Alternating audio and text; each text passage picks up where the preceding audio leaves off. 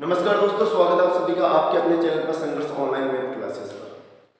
साथियों, जैसा कि आप सभी को पता है कि आज हम शुरू करने वाले हैं हमारे जो एनसीईआरटी सिलेबस के अंदर जो गणित का जो चैप्टर नंबर फर्स्ट है वास्तविक संख्या, आज हम उसको शुरू करने वाले हैं और बहुत ही शानदार तरीके से आज हम पढ़ेंगे।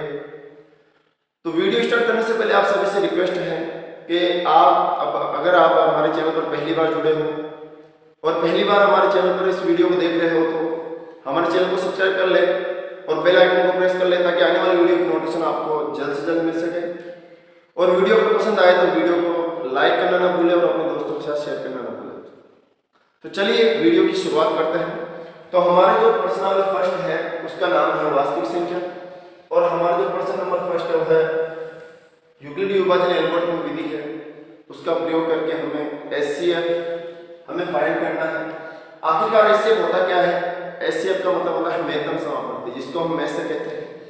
विधि है हमारे पास में यूक्लिडी विभाजन विधि। इसका मतलब क्या होता है? यूक्लिडी विभाजन विधि का एक फॉर्मूला होता है जो आप सभी को पता होना चाहिए। उसका मतलब होता है a बराबर BQ प्लस R। अब ये है क्या चीज, मैं आपको शॉर्टकट तरीके से बताना चाहता हूँ कि जैसे मान लो हमने कोई संख्या है, जैसे मान लो हमारे पास में 10 है, 10 के पास में हम 2 का भाग देना है। तो सबसे पहले हमें क्या करना होगा? सबसे बड़ी संख्या को हमें a मानना होगा और सबसे छोटी संख्या को हमें b मानना होगा। फिर अपन जो छोटी क्लासों के अंदर हम भाग देते आए हैं वैसे हमें भाग देना है। कैसे देंगे कि हम क्या करते हैं, 10 को अंदर रखते हैं और इसका 2 का भाग देंगे।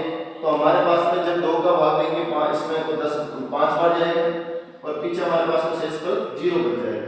तो यहाँ इसका मतलब है क्या कि ये जो हमारे पास में a बराबर b इंटू क्यू, यानी दोनों के पास कोई चिन्ह नहीं हो तो हम गुणा का चिन्ह मानते हैं। तो कैसे करेंगे? तो यहाँ मान लेते हैं ये a है, ये आपके पास में b है और जो ये आया है वो आपके पास में q है और जो बचा है वो आपके पास में r है। अगर देखा जाए तो ये ऐसा बन गया दोस्तों a b और ये q और जो नीचे बच रहा है शेष के अंदर वो r है। ऐसे हमें इसको जमाना है तो भाग देंगे हम 135 का 225 के अंदर। सूत्र रहेगा हमारे पास में a बराबर b into Q plus r। जब तक r का मान 0 नहीं आ जाए दोस्तों तब तक हमें इसमें भाग देते रहना है। तो चलिए भाग देते हैं। फिर सबसे पहले सबसे बड़ी संख्या हमारे पास में 225 है। 225 को हमने a मान लिया और b को हमने जो छोटी संख्या थी 135 उसको हमने b मान लिया। ठीक है, अब हम इसके हिसाब से इसको जमाते हैं। तो हम क्या करेंगे, 225 में हम भाग देंगे 135 का। 135 का अगर पहाड़ा तो बोले तो एक बार के अंदर 135 रहते हैं, 2 बार में 270 से ज्यादा हो जाएंगे तो भाग देंगे एक बार। तो यहाँ इन दोनों के बीच में कोई चिन्ह नहीं है तो गुणा लगाएंगे एक बार। तो 135 को जब 225 में से घटाओगे आप तो पीछे जो बचेंगे रिमेनिंग आपके पास जो शेष पर है वो आपके पास में 90 बच जाएंगे। अब दूसरी बार हम क्या करेंगे, वापस कब तक करना है ये प्रोसेस? जब तक इस r की जगह 0 न आए, यानी a की जगह 225 है, b की जगह 135 है, दोनों के बीच में गुणा का चिन्ह है और q की जगह हमारे पास में 1 आया है और r की जगह हमें शेष 90 मिला। अब क्या करेंगे, वापस ये जो b का मान है 135 हम यहाँ रखेंगे और 135 में जो पीछे बचा है शेष पर 90 उसका भाग देंगे। इस q को नहीं छेड़ेंगे, इसको अपनी जगह रहने देंगे। तो 90 का भाग देंगे। भाग हमारे पास में अगर देखा जाए 2 बार बढ़ा बोलेंगे तो 180 होता है जो इससे ज्यादा हो जाएगा। एक बार जाएगा तो पीछे हमारे पास शेष पर बच जाएंगे 90 कम 90, जब 135 में से 90 घटाओगे आप तो पीछे हमारे पास में 45 बच जाएंगे। अभी भी r का मान हमारे पास में 0 नहीं आया है तो हम लिख देंगे कि r का मान यहाँ भी 0 नहीं है, यहाँ भी r का मान 0 नहीं है। ठीक है, अब दोबारा और कोशिश करेंगे आगे। तो 90 को यहाँ रखेंगे, 90 में हम क्या करेंगे, 45 का भाग देंगे। तो 45 का भाग दोगे तो 2 बार जा रहा है, ध्यान से देखो तो 45 का पहाड़ा 2 बार बोलोगे तो आपके पास में 90 आ जाएंगे। तो यहाँ क्या बचेगा, पीछे आपके पास 0 मिल रहा है क्योंकि 45 दूनी 90, 2 बार गया, पीछे कोई नहीं बचा, 0 बचा। यानी r का मान यहाँ देखा जाए तो r का मान यहाँ हमारे पास में 0 प्राप्त हुआ। तो हमारा इसमें इससे होगा क्या, हमारे इसमें अगर देखा जाए तो इससे हमारा ये होगा कि जब r का मान 0 आ जाए और जिस लाइन में अंदर आ जाए आप वहीं रुक जाओ, रुकने के बाद में आपको देखना है आपका एचसीएफ कहाँ है। तो हमारा एचसीएफ अगर हम देखें, हमारा जो आंसर है वो हम अगर देखें तो हमारा आंसर इस बी की जगह अगर देखें तो इस बी की जगह आर बोल रहा है। अगर देखा जाए तो यह ए है, ये हमारा बी है, ये हमारा क्यू है, ये हमारा आर है। तो इस बी की जगह देखा जाए तो हमारे पास 45 आ रहा है, यानी हमारा जो एचसीएफ मिलेगा वो कितना मिलेगा दोस्तों, 45। सभी को समझ में आया? अगर समझ में नहीं आया तो एक सवाल और करके देखना है। अगर वीडियो पसंद आ रहा है दोस्तों तो वीडियो को लाइक करना ना भूलें और अपने दोस्तों के साथ शेयर करना ना भूलें। चलिए आगे वाला प्रश्न देखते हैं, और अगर समझ में नहीं आया तो वो अच्छे से समझ में आएगा ताकि आप इसको दोबारा कर सकें। अगर आपको एक बार में समझ में नहीं आ रहा है तो वीडियो को 2 बार देखें दोस्तों, ताकि आपको अच्छे से समझ में आए और आप इस सवाल को आराम से कर सकें। चलिए आगे चलते हैं। अब है हमारे पास में दूसरा प्रश्न है इसी प्रकार कि 38,220 के अंदर हमें यूक्लिड विभाजन विधि का प्रयोग करके 196 का भाग देना है। तो सबसे पहले भाग कैसे देंगे? तो सबसे बड़ी संख्या को हम a मानेंगे, 38,220 हमारे पास में दिया हुआ है, और हम भाग देंगे इसके b हमारे पास में 196। सबसे पहले इसका फॉर्मूला लगाएंगे। फॉर्मूला क्या है? a बराबर b into Q plus R, ये हमारा फॉर्मूला है। तो हम सबसे पहले 38,220 यहाँ लिखा हुआ है, 38,220 हम इस एक की जगह लिखेंगे, फिर हमें b का भाग देना 196 का। तो ऐसे भाग दे देंगे, मैंने पहले से ही भाग दे के रखा है कि 196 का भाग जब 38,220 में दोगे तो पहले एक बार जाएगा 196 का 196, यानी यहाँ से 382 3 संख्या लेंगे यहाँ से, तो 196 बार एक बार जाएगा। पीछे कितने बच जाएंगे आपके पास में? 186 बच जाएंगे। फिर आप क्या करोगे, यहाँ से 2 उतारोगे, 1862 हो जाएगा आपके पास में। फिर क्या होगा, 1862 में आप जब 196 का भाग दोगे तो 9 बार जाएगा आपके पास में, 1764 आएगा। जब यहाँ से आप 1764 1862 में से घटाओगे तो 980 बचेगा। फिर क्या होगा, 196 का भाग आप 980 में दोगे तो 5 बार जाएगा पूरा, और पीछे कोई नहीं बचेगा, 195 बार जाएगा। अगर ध्यान से देखो साथियों तो 196 का भाग 38,220 के अंदर पूरा जा रहा है, कुछ नहीं बच रहा, पूरी संख्या यहाँ तक लास्ट तक अगर देखा जाए तो 195 बार पूरा जा रहा है। तो हम क्या करेंगे, इसको यहाँ जमा देंगे। कैसे जमाना है कि हमने 38,220 में 196 का भाग देना है, तो हमारे पास भाग कितनी बार गया? हमारे पास भाग गया 195 बार, यानी वो तो क्यू की जगह ले लेगा। और आर में क्या बचा? आर में कोई नहीं बचा, यहाँ क्या बच रहा है? 0 बच रहा है। यानी अगर देखा जाए तो ये जो आपका आंसर है इसका वो एक ही लाइन में खत्म हो रहा है, यानी हमारा जो एचसीएफ देखा जाए इसमें एचसीएफ वो कितना आ रहा है, यानी इस बी की जगह अगर देखा जाए तो 196 आ रहा है। ये लो, यानी एक ही लाइन के अंदर आंसर कंप्लीट आपका। तो ये भी आसानी से हो गया। अब हम करते हैं इसका आगे वाला प्रश्न, जो इसमें 3 प्रश्न है आपके, पहला हो गया, दूसरा हो गया, एक और देख लेते हैं। अगर ये दोनों आपको समझ में नहीं आए तो तीसरे से आपको अच्छे से समझ में आएगा। अगर फिर भी नहीं आ रहा आपको तीनों समझ में, तो मेरे कहने का मतलब ये है कि आप इस वीडियो को दोबारा देखें, तब आपको जल्दी से समझ में आएगा। चलिए आगे वाला प्रश्न करते हैं। फिर प्रश्न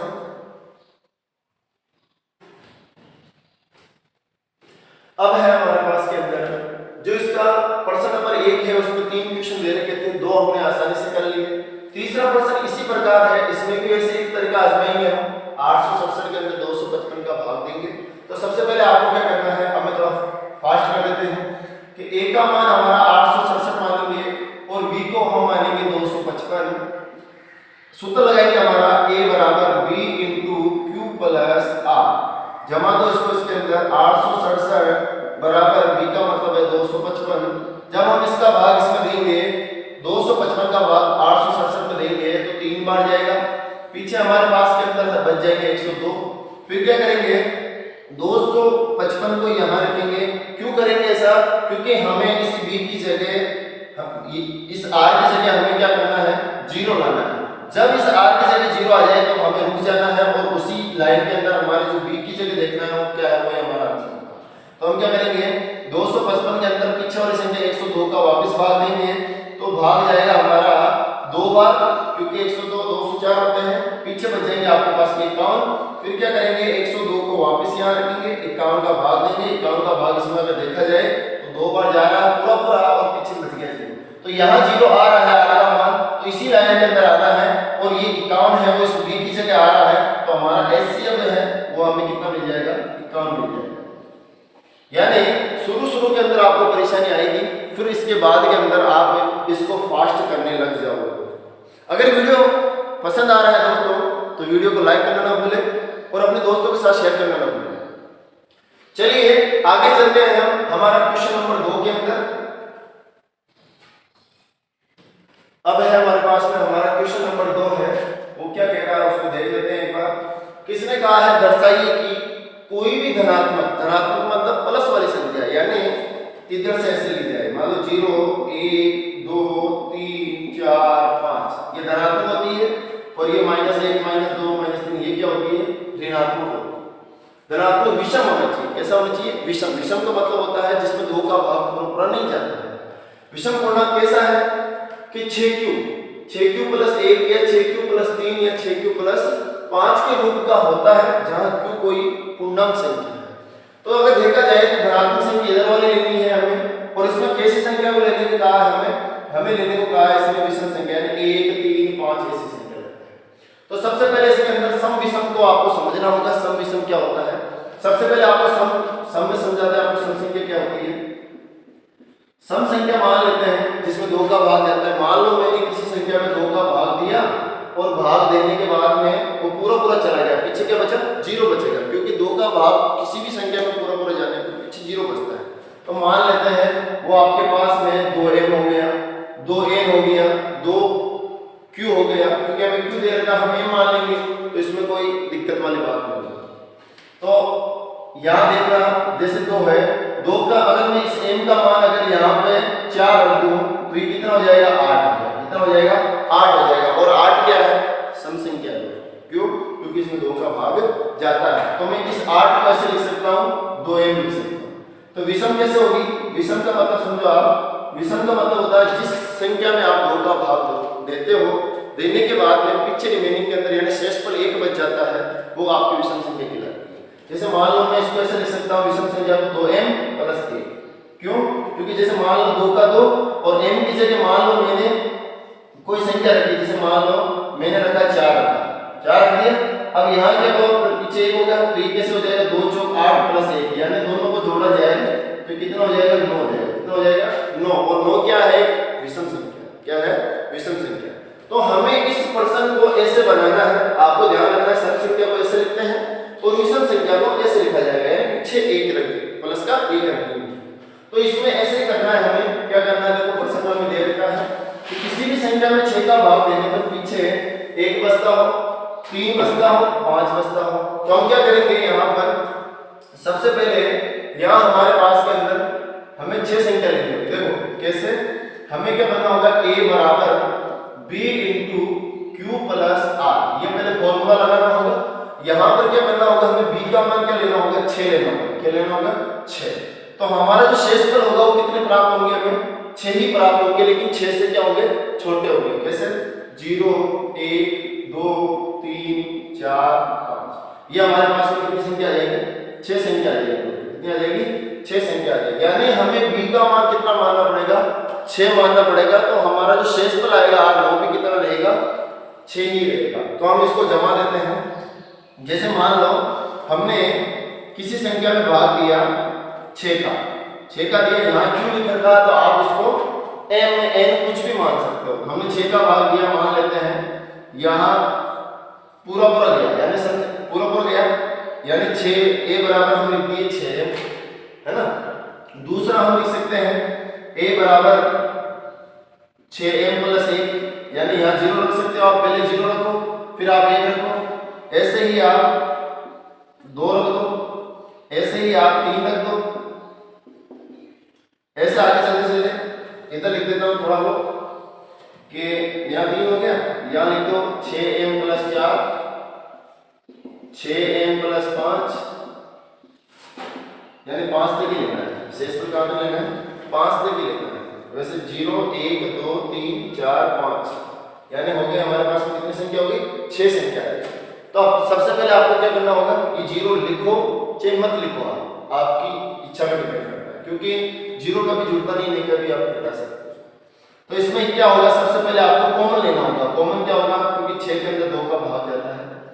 अब 6 का 2 यहाँ से कॉमन लिया है इसमें से, तो 2 का भाग जब 6 में दोगे आप 3 बार जाएगा, और ये है आपके पास m का m, और कोष्टक यहाँ 0 लिखो, चाहे मत लिखो, 0 को 0 बार रख दो।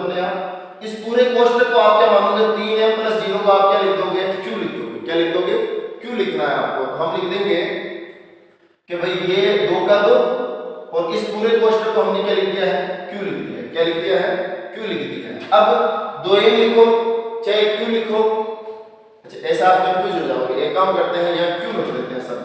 जैसे मान लो यहाँ q दे रखा है ना, तो हम q रख देते हैं यहाँ पर सबको। ये लो हम q रख देते हैं सबको, ये हमने q रख दिया सबको, ताकि आप कंफ्यूज नहीं हो। ये लो, तो हम क्या करेंगे, फिर यहाँ हमारे पास में क्या जाएगा, q हो जाएगा। तो हम क्या करेंगे, इस पूरे कोष्टक को क्या मान लेंगे, m मान लेंगे। क्या मान लेंगे, m, यानी 2q प्लस 0 को हम क्या मान लेंगे, m मान लेंगे। तो ये मैंने बताया था कि जब 2m आ जाता तो क्या हो जाता है, क्या सम संख्या होता है। क्या होता है, सम संख्या हो जाती है। क्यों, क्योंकि इसमें 2 का भाग जा रहा है पूरा, और पीछे कुछ भी नहीं बच रहा है, यानी 0 बच रहा है, तो क्या है, सम संख्या। इसमें जब आप 2 कॉमन लोगे, तो 2 का भाग जब 3 में दोगे, 6 में दोगे, तो 3 बार जाएगा, q का q, और 1 में 2 का भाग नहीं जाता, तो पीछे 1 बच जाएगा। तो यहाँ हम क्या करेंगे, इस पूरे कोष्टक को 2 का 2, इस पूरे कोष्टक को हम मान लेंगे m, और पीछे क्या बच जाएगा, 1 बच जाएगा। तो ये क्या हो जाएगी, जिसके पीछे 1 बच रहा हो क्या है, विषम संख्या। क्या है, विषम संख्या। ये लो हमारी ये विषम संख्या हो जाएगी। आगे ऐसे ही हम इनको भी ऐसे करेंगे, सबसे पहले कॉमन लेंगे, फिर क्या करेंगे, इसमें भाग देंगे, 3 बार जाएगा, q का q लिखेंगे, और इसमें भी जा रहा है तो पीछे 2 में भी जा रहा है, प्लस 2 एकम 2, और इस पूरे कोष्टक को हम लिख देंगे m, तो ये भी क्या हो जाएगी, सम संख्या। ये हमारे पास में ये सम संख्या आ जाएगी। ऐसे इसमें 2 कॉमन लेंगे, 2 का भाग इसमें देंगे, 3 बार जाएगा, q का q, प्लस 2 का भाग 3 में जा रहा है, 1 बार जा रहा है, फिर कितना बच गया, इसमें से 1 बच गया पीछे, यानी इसमें 2 का भाग 1 बार गया, पीछे से 1 गया, और शेष पद पीछे। तो यहाँ अगर देखा जाए तो 2 का 2, इस पूरे कोष्टक को आपने क्या लिख दिया, m लिख दिया, पीछे 1 बच रखा है, 1 का 1, ये क्या हो जाएगी, विषम संख्या हो जाएगी आपके पास। ये हो गया आपके पास में विषम संख्या। ऐसे ही इधर वाले को करेंगे हम, इसमें से सबसे पहले 2 कॉमन लेंगे, तो 2 का भाग 6 में दोगे तो कितनी बार जाएगा, 3 बार जाएगा आपके पास में, फिर q का q, फिर प्लस का प्लस, 2 का भाग इस 4 में दोगे 2 बार जाएगा, फिर क्या होगा, 2 का 2, इस पूरे कोष्टक को आप क्या लिख दोगे, m लिख दोगे, ये वापस क्या आ जाएगी, सम संख्या, ये आपके पास में सम संख्या हो जाएगी। फिर एक और आप इसे करना है, शेषफल 5 वाला, यानी 2 कॉमन लोगे, 2 का भाग 6 में 3 बार, q का q, प्लस 2 का भाग 5 में 2 बार, तो ये जा रहा है, 2 2 4, पीछे 1 बच गया, इसको पीछे रख दो, या फिर आप इसको टुकड़े करके रख सकते हो, यानी 4 प्लस 1 भी लिख सकते हो। तो ये आपके पास हो जाएगा 2 का 2, m का m, प्लस का 1, यानी ये क्या हो जाएगी आपके पास में, विषम संख्या हो जाएगी। अगर इस पूरे सवाल में अगर ध्यान से देखो आप, तो एक संख्या सम है, दूसरी विषम है, सम विषम, सम विषम, सम विषम, सम विषम चल रही है, यानी सम विषम, देखो विषम सम, सम विषम विषम, यानी हमें इसने कहा धनात्मक विषम पूर्णांक लेना है, उसको बताना है कि 6 का भाग जाने पर वाकई में संख्या में पीछे शेषफल में 1 बचता है, 3 बचता है, 5 बचता है। तो हम क्या करेंगे, इसके अंदर हमने b, यानी b का मान 6 मान लिया, तो हमारे r कितने हो गए, 6। तो हम क्या करेंगे, किसी संख्या में हमने 6 का भाग दिया, पीछे 0 बचा, फिर 1 बचा, 2 बचा, 3 बचा, 4 बचा, 5 बच गया। फिर हमने क्या किया, सम में कॉमन लिया 2, और मैंने पहले ही बता दिया कि सम संख्या को हम कैसे लिख सकते हैं, सम संख्या को हम लिख सकते हैं 2m लिख सकते हैं, और विषम संख्या को हम कैसे लिख सकते हैं, विषम संख्या को हम लिख सकते हैं जिसमें 2 का भाग जाए और पीछे 1 बच जाए, ये विषम संख्या है, और जिसमें 2 का भाग जाए और पीछे कुछ भी नहीं बचे, 0 बचे, वो क्या कहलाती है, सम संख्या हो सकती है। तो हम इसमें लिख सकते हैं कि अतः कोई भी धनात्मक विषम पूर्णांक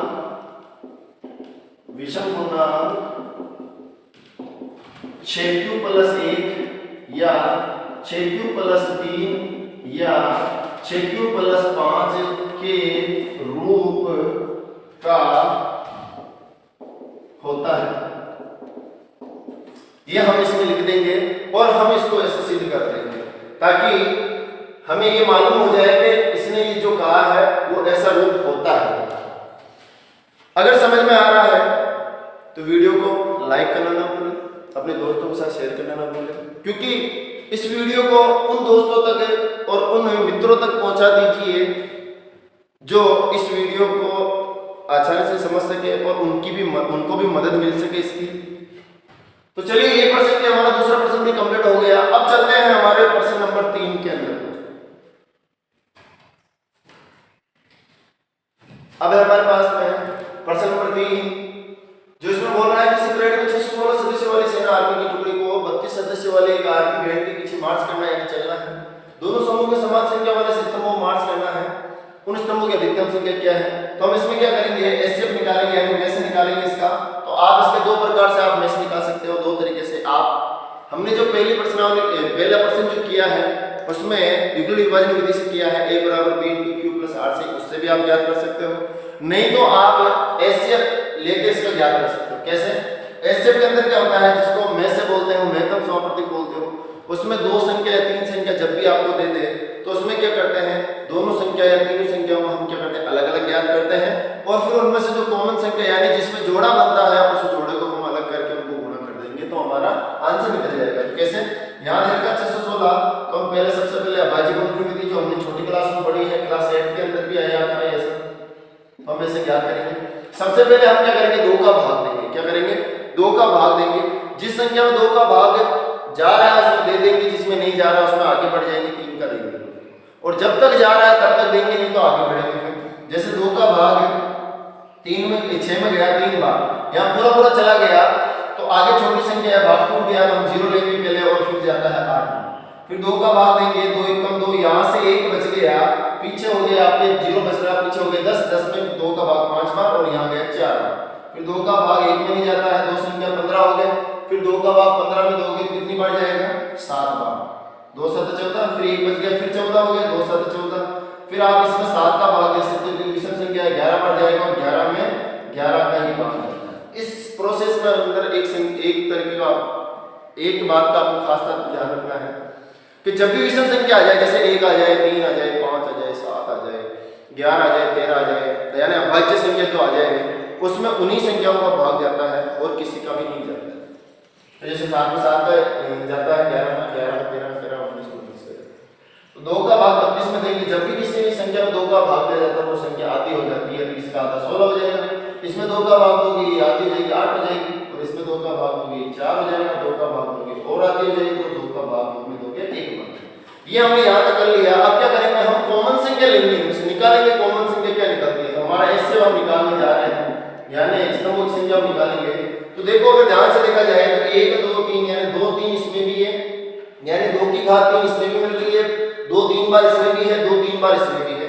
तो हम क्या करेंगे, दोनों में से, या ऐसे कर लो 616 यहाँ लिख दो, और ऐसे लिखो कि यहाँ 2 × 2 × 2 ये आया है, फिर 7 × 11 आया है। अब क्या करोगे, 32 आया है, 32 में क्या करना है, जो संख्या 2 2 आ रहा है उसको 2 के नीचे उतार दो, और जो संख्या नहीं आ रहा उसको पीछे उतार दो। तो देखो 2 यहाँ आ रहा है, 2 यहाँ आ रहा है, 2 यहाँ आ रहा है। इसके अलावा उसमें 2 नहीं है, इसमें एक्स्ट्रा 2 और रहते हैं, तो उसको क्या करेंगे, हम पीछे लिख देंगे 2 × 2। तो यहाँ देखा जाए तो एक जोड़ा बन रहा है, 2 बन रहा है, फिर यहाँ से 3 बन रहा है।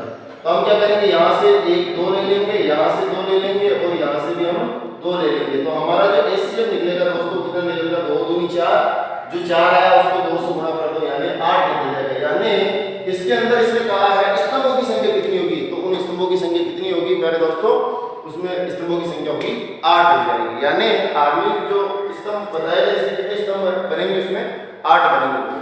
तो ये भी हमारा प्रश्न तीसरा हो गया। आगे चलते हैं। फिर अब है हमारे पास के अंदर, अब हमारे पास है क्वेश्चन नंबर 4। जैसे हमने प्रश्न नंबर 2 किया था वैसे ही है, लेकिन थोड़ा सा अलग है साथियों।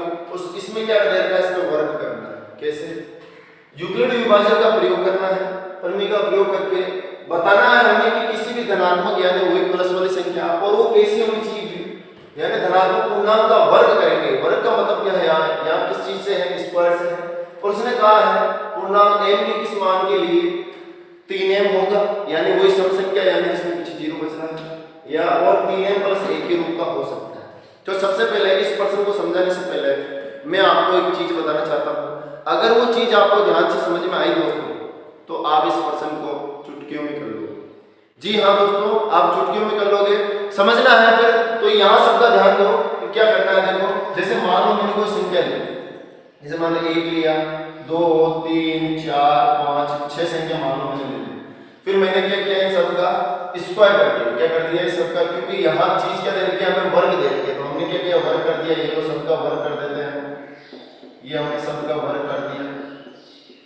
ये वर्ग किया तो 1 का वर्ग 1 होता है, 2 का 4 होता है, 3 का 9 होता है, 4 का 16 होता है, 5 का 25 होता है, 6 का 36 होता है। यानी आपको वर्गमूल भी याद होने चाहिए, कम से कम 20-25 तक आपको वर्गमूल याद होने चाहिए, ताकि छोटी संख्या का कभी भी वर्गमूल आ जाए तो आप उसका आंसर दे सकते।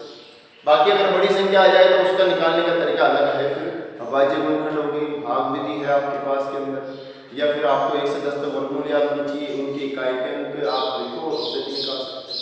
जैसे आप पढ़ेंगे प्रश्नावली 3 के अंदर जो हमारे पास वो आएगा, क्या नाम उसका, द्विघात विधि आएगी, उसके अंदर हम उसको निकालते हैं। प्रश्नावली 4 के अंदर द्विघात विधि आएगी, सिद्धाचार्य विधि, उसके अंदर हम वर्गमूल ज्ञात कर सकते हैं।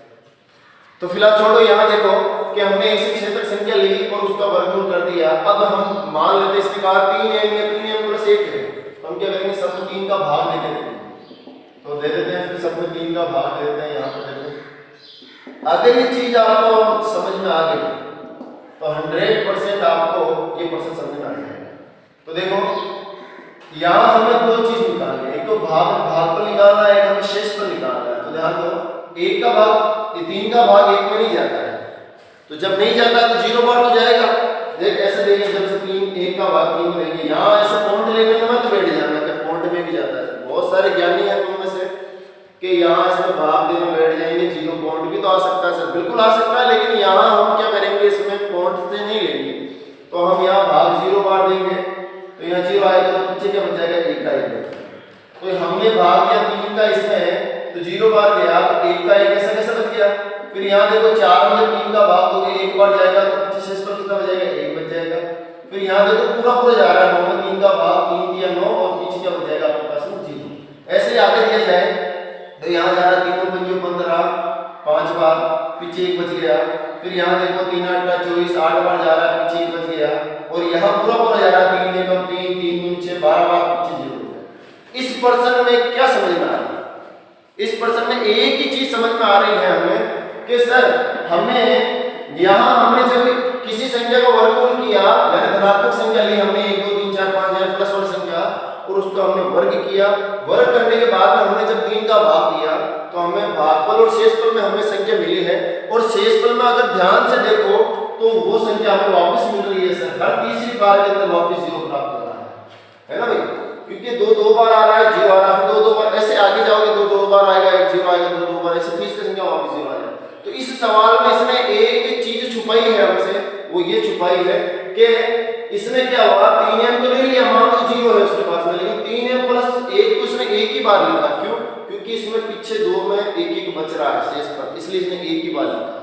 तो हम क्या करेंगे, यहाँ पर यूक्लिड विभाजन विधि का प्रयोग करेंगे, लेकिन b का मान यहाँ हम 6 नहीं लेंगे। क्या नहीं लेंगे, 6 नहीं लेंगे।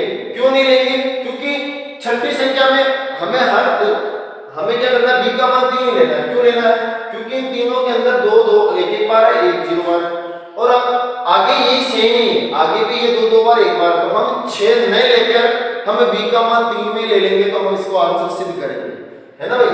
तो हम इसको 3, b का मान हम क्या लेंगे, 3 ही लेंगे और 6 नहीं लेंगे। तो यहाँ देखो, क्योंकि 6 क्यों नहीं ले रहे हैं, क्योंकि आगे वाली चौथी पांचवी छठी संख्या में ये वापस रिपीट हो रहा है, इसलिए हम b का मान 6 नहीं लेंगे।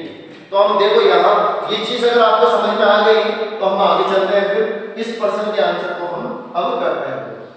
तो देखो करते हैं, फिर हमारे पास में क्या करेंगे, हम यहाँ सूत्र लगाएंगे यूक्लिड का, यहाँ लिखेंगे a = b × q + r। तो हम क्या करेंगे, यहाँ हमारे पास में b का मान कितना हो जाएगा, 3 लेंगे। कितना लेंगे दोस्तों, 3 लेंगे। क्यों, क्योंकि हमारे हर चौथी पांचवी वो छठी संख्या में वापस है वो 2 1 बार और 0 आ रहा है। तो हमारे पास में जो r का मान आएगा वो 3 ही होगा, लेकिन 3 से छोटा होगा। कितना होगा, 3 से छोटा, यानी 0 होगा, 1 होगा, 2 होगा, ये हमारे पास में आएगा। अब हम लेते हैं, देखो उसने कहा है 0। आपको एक चीज ध्यान होनी चाहिए, सम संख्या विषम संख्या के बारे में आपको नहीं हो तो मैं बता देता हूँ। सम संख्या क्या होगी? सम संख्या जिसमें 2 का भाग देंगे और पीछे 0 बच जाएगा और क्या कहलाएगी? सम संख्या। उसको हम ऐसे लिख सकते हैं, या यहाँ m लिख रखा तो आप q लिख दो, अगर यहाँ q लिख रहा तो आप m लिख दो। बात एक। विषम संख्या को हम कैसे लिखेंगे? जिसमें 2 का भाग देने पर पीछे कोई संख्या बच जाती है, 1 बच जाता है, वो संख्या क्या कहलाती है? विषम संख्या कहलाती है। अब यहाँ क्या है? यहाँ m है तो आप q लिख दो, q है। तो हम क्या करेंगे? हम लेंगे एक किसी संख्या में 3 का भाग देने पर, अब वहां m लिखेगा, हम q ले लेते हैं। 3 का भाग देने पर पीछे क्या बचता है? 0। अब आप यहाँ 0 लिखो चाहे मत लिखो, आपके पास, ठीक है दोस्तों। तो यहाँ मत नहीं लिखोगे तो भी चलेगा। दूसरा, हम किसी संख्या में जब 3 का भाग देंगे पीछे बचेगा 1। फिर क्या करेंगे? हम किसी संख्या में 3 का भाग देंगे तो पीछे बचेगा हमारे पास में 2, यानी 0 1 2। अब यहाँ से ये कहा है वर्ग करो, क्या करो? वर्ग करो। हम क्या लेंगे? वर्ग करने पर, तो हम लिखेंगे यहाँ वर्ग करने पर, यानी स्क्वायर करने पर। तो दोनों तरफ स्क्वायर करना है। यहाँ a स्क्वायर हो जाएगा, यहाँ 3q का भी हम कर देंगे स्क्वायर कर देंगे। तो यहाँ a स्क्वायर का a स्क्वायर, तो यहाँ हो जाएगा, तो 3 का स्क्वायर करेंगे 9 हो जाएगा, और q का स्क्वायर q ही रहेगा। अब हमें क्या सिद्ध करना है? हमें 3 ही बनाना है। हम क्या करेंगे? इसमें से कॉमन लेंगे। क्या लेना है? 3 ही कॉमन लेंगे। क्यों लेंगे 3? क्योंकि हमें 3 आंसर बताना है, ऐसा रूप होता है। तो हम लेंगे, यहाँ 3 कॉमन आ गया, a स्क्वायर यहाँ 3 कॉमन आ गया, और 3 का भाग जब 9 में दोगे 3 बढ़ जाएगा, और q स्क्वायर का q स्क्वायर। अब हम यहाँ क्या करेंगे? ये जो कोष्ठक की चीज है, यहाँ पे ये कोष्ठक की जो चीज है 3q स्क्वायर, ये जो हमारे पास में है, इसको हम क्या लिख देंगे? m लिख देंगे। क्या लिख देंगे? m लिख देंगे। तो हमारे पास में आंसर क्या हो जाएगा? a स्क्वायर बराबर 3 का 3, और इस पूरे कोष्ठक को हमने क्या लिख दिया? m लिख दिया। तो हमारे पास में एक रूप आ गया, तो 3 आ गया। दूसरे ऐसे इसमें करेंगे, हम क्या करेंगे? वर्ग करेंगे। इसमें भी वर्ग करने पर दोनों तरफ करेंगे वर्ग, तो यहाँ a स्क्वायर हो जाएगा, यहाँ 3q प्लस 1 का क्या हो जाएगा? स्क्वायर हो जाएगा। यहाँ अगर ध्यान से देखो तो पहले वाले में सिंगल संख्या थी, लेकिन यहाँ हमें एक रूप देखने को मिल रहा है। क्या है वो? यहाँ हमें एक सर्वसमीका लगानी है, a प्लस b का होल स्क्वायर, यानी a square plus 2b plus b square, इस वाले क्वेश्चन के अंदर। क्यों? क्योंकि a प्लस b का होल स्क्वायर बराबर क्या होता है? a square plus 2ab plus b square होता है। इस वाले सर्वसमीका का हम प्रयोग करके इस कोष्ठक को खोलेंगे। तो यहाँ देखो a का मान क्या है? 3q है, b का मान क्या है? 1 है। तो यहाँ a का स्क्वायर हो जाएगा, यानी a का स्क्वायर हो जाएगा 3q का स्क्वायर प्लस 2 इंटू a का मान 3q इंटू b का मान 1 प्लस 1 का स्क्वायर, यानी 3 का हो जाएगा 9, q का स्क्वायर प्लस ये हो गया आपके पास 2 दिया 6 कम 6q प्लस 1 का स्क्वायर। अब यहाँ हमें क्या लेना है? कॉमन लेना है। क्या लेना है? 3 कॉमन लेना। 3 को ही क्यों लेंगे? क्योंकि हमें 3 आंसर आता है। तो हम 3 को कॉमन लिया, तो 3 का भाग 9 में दिया, तो गया हमारे पास में 3 बार q स्क्वायर का q स्क्वायर प्लस 3 का भाग हम 6 में देंगे, 3 दूनी 6 q का q। अब हम 3 का भाग 1 में देंगे तो नहीं जाएगा। इस पूरे कोष्ठक को हम क्या लिख देंगे साथियों? इस पूरे कोष्ठक को हम लिख देंगे m लिख देंगे। तो 3 का 3, इस पूरे कोष्ठक को हमने लिखा m प्लस 1, यानी यहाँ हमारे पास में हो गया कि हमने किसी संख्या में भाग दिया, तो हमारे पास में जो इसमें इसको भाग देने पर हमें क्या बना है? स्क्वायर करने के बाद में कॉमन लेने के बाद में हमारे बना 3m प्लस, ये भी आ गया। अब इसको करेंगे हम ऐसे कैसे? तो इसमें भी क्या करेंगे? वर्ग कर देते हैं। वर्ग करने पर ये लो वर्ग कर दिया हमने, यानी इधर भी a स्क्वायर हो जाएगा, इधर हो जाएगा 3q प्लस 2 का होल स्क्वायर। ये भी सेम इसी प्रकार है, इसमें भी ये सर्वसमीका लगेगी a प्लस b का होल स्क्वायर। फटाफट खोल देते हैं इसको। देखो, यानी पहली संख्या का स्क्वायर प्लस 2 इंटू पहली संख्या इंटू दूसरी संख्या प्लस दूसरी संख्या का स्क्वायर। ये हो गया आपके पास में 9q का स्क्वायर प्लस ये हो गया 6 2 दिया 6 दूनी 12 क्या q प्लस 2 का हो गया 4। दोनों में कॉमन क्या है? दोनों में कॉमन है आपके पास, इसमें कॉमन क्या आ रहा है? 3 आ रहा है, 3 कॉमन ले लिया। अब हम क्या करेंगे? यहाँ एक चीज को नोट करना दोस्तों, यहाँ 4 आ रहा है, 4 को हम कैसे लिख सकते हैं? 4 को हम अगर देखा जाए तो 4 में भाग दें तो 1 पीछे बचा सकते हैं, या फिर 4 को आप 3 प्लस 1 भी लिख सकते हैं। या इसको ऐसे लिख दो, अभी मैं बताता हूँ कि ये हो गया आपके पास में 9, इसमें कॉमन ले लिया 3, ये ऐसे कैसे 3 बार दिया q स्क्वायर, ये 3 चौक 12 4 बार q प्लस इसमें 3 का भाग 4 में हो गया, आप तो भाग जाएगा 1 बार, 3 का 3 पीछे कितना बच जाएगा? 1 बच जाएगा, पीछे लिख दो इस पूरे क्वेश्चन को यहाँ से लेकर यहाँ तक हम क्या लिख देंगे, m लिख देंगे और पीछे क्या लिखा है हमारे पास में b। तो अगर हम ध्यान से देखें तो इसने ये कहा है कि किसी धनात्मक पूर्णांक संख्या अगर उसमें 3 का भाग दे, सिंपल भाग दे, तो उसमें 0 आता है, 1 आता है और फिर 2 1 आते हैं, शेषफल के अंदर एक 0 आता है। तो वही संख्या अगर उसी संख्या का हम वर्ग कर दे, वर्ग करने के बाद में भी वही आएगा, 1 1 0 आएगा। इसने ये कहा सिंपल संख्या में भाग देने के बाद में भी वही संख्या आ रही है और वर्ग करने में भी वही संख्या आएगी। तो हम कह सकते हैं, इसके नीचे लिख देना, अतः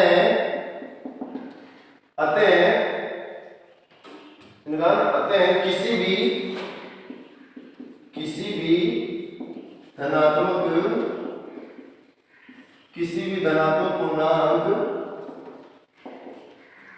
का वर्ग किसी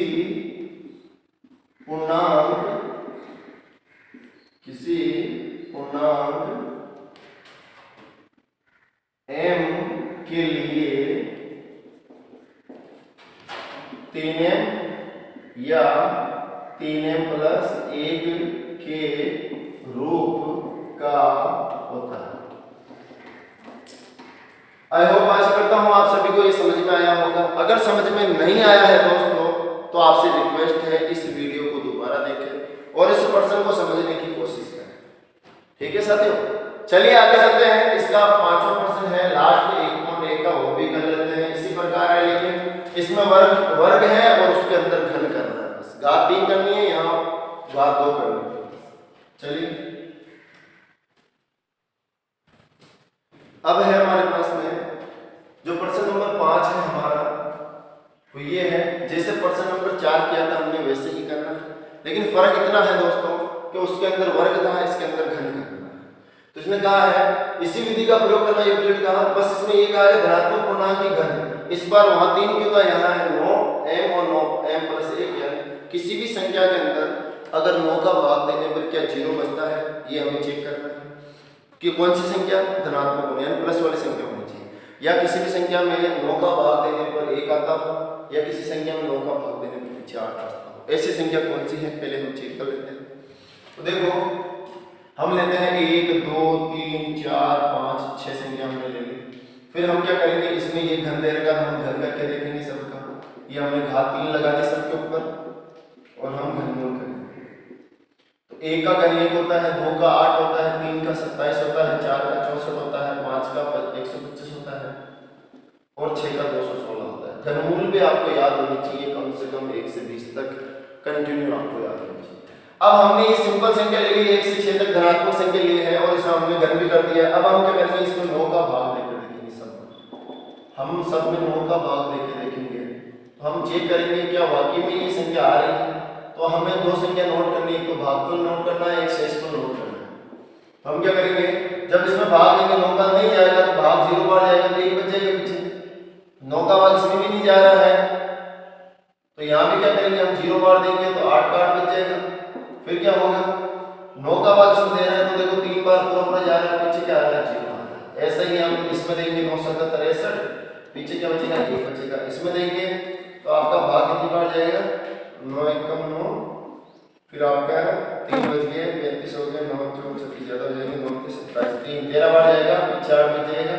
फिर इसमें देखो तो 9 1 कम 9, 9 2 18, पीछे देखा जाए तो ये हो गया आपका 24, यानी 24 बार जा रहा है, पीछे कितना बच गया 0 बच गया। वही चीज इसमें देखने को मिल रही है, कुछ भी अलग नहीं है।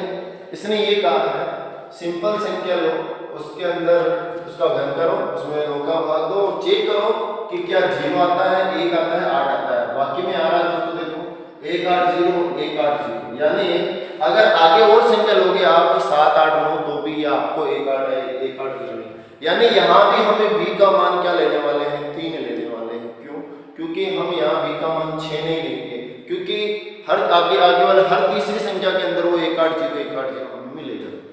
तो यहाँ हम क्या रखने वाले हैं, b का मान 3 रखने वाले हैं, 6 नहीं लेने वाले। तो हमारे पास r का मान कितना हो जाएगा साथियों, 6 ही होगा। तो चलिए हम इसको भी कर लेते हैं। फिर तो हम लगाएंगे यूक्लिड विधि हमारी। a बराबर b into Q plus R, तो हमारे पास के अंदर b का मान हम लेंगे 3, तो हमारे पास में r का मान भी कितना हो जाएगा 3 होगा, लेकिन 3 से छोटा होगा, 0 होगा, 1 होगा, 2 होगा, ये हमारे पास में r का मान हमें मिलेगा। चलिए तो हम लेते हैं एक का जिस ऐसी संख्या जिसमें, तो यहाँ n लिख रखा है, इस बार आप क्यों लिख दो, बात एक ही है, कोई अलग नहीं है इसमें। 9 का भाग यानी किसी संख्या में 9 का भाग देने, ये हाँ किसी संख्या में 9 का भाग देने पर पीछे क्या बचता हो, 0 बचता हो, ये हमने कर दिया इसको।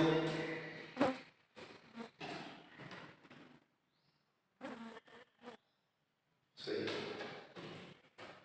फिर हम क्या कह रहे हैं, यहाँ पर उल्टा कर दिया,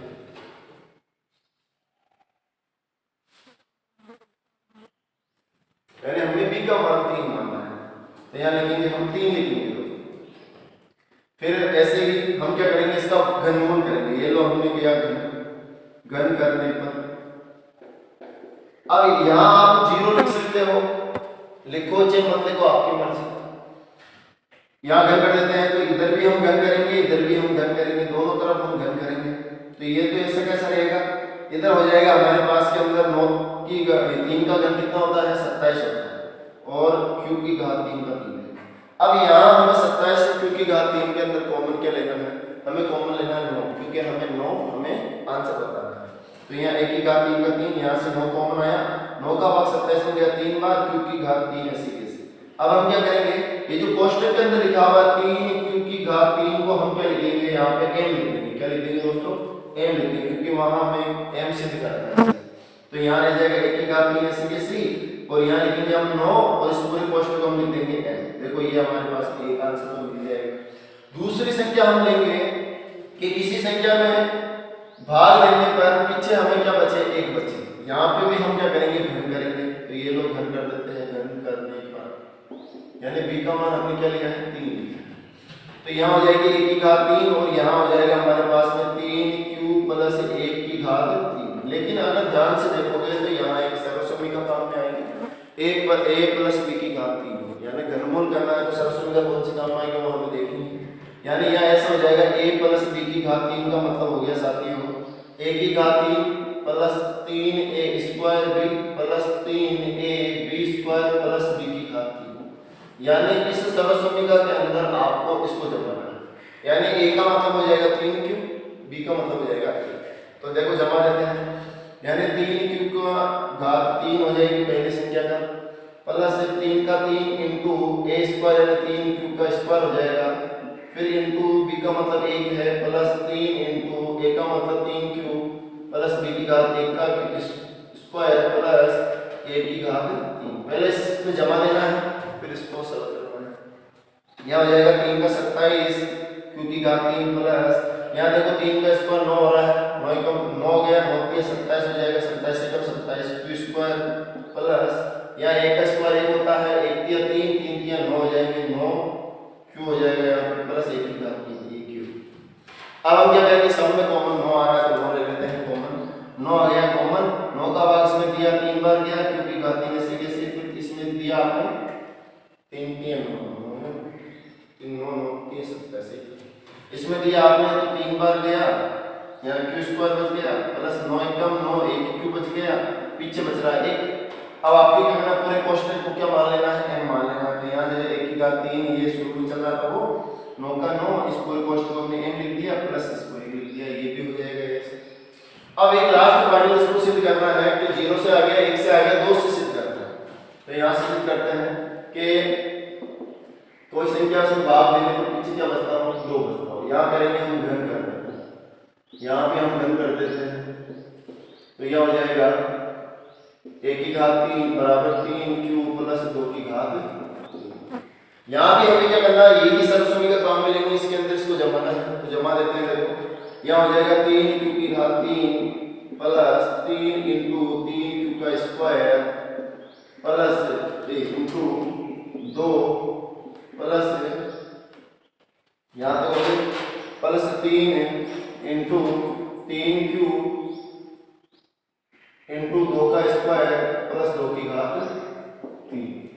यहाँ हो गया 27 क्यू की घात 3 प्लस ये हो गया आपका 9 9 27 दूनी 54 क्यू स्क्वायर प्लस या 2 4 हो गए 4 के बाद 36 क्यू हो गया आपके पास में प्लस ये हो गया 8। अब हम क्या करेंगे सब में 9 को बना 9 ले लिया 9 के 27 क्यू की घात 3 ऐसे कैसा फिर 9 6 की 54 क्यू स्क्वायर प्लस 9 9 चौक 36 क्यू पूरा ऐसा ऐसा और इसमें नहीं जा रहा आपका पूरे कोष्ठक को हम लिख देंगे m 9m प्लस 8। अगर ध्यान से देखो तो सेम टू कॉपी पहले वाला प्रश्न जैसे का जैसे मिल रहा है दोस्तों। यानी इसने जो कहा वो सिद्ध है कि सिंपल संख्या धनात्मक के अंदर अगर किसी 9 का भाग देने पर पीछे 0 1 8 आए तो वो घन करने पर भी आता है दोस्तों। तो ये हमने सिद्ध करके बताया आपको। तो हम लिख सकते हैं अतः किसी धनात्मक पूर्णांक का घन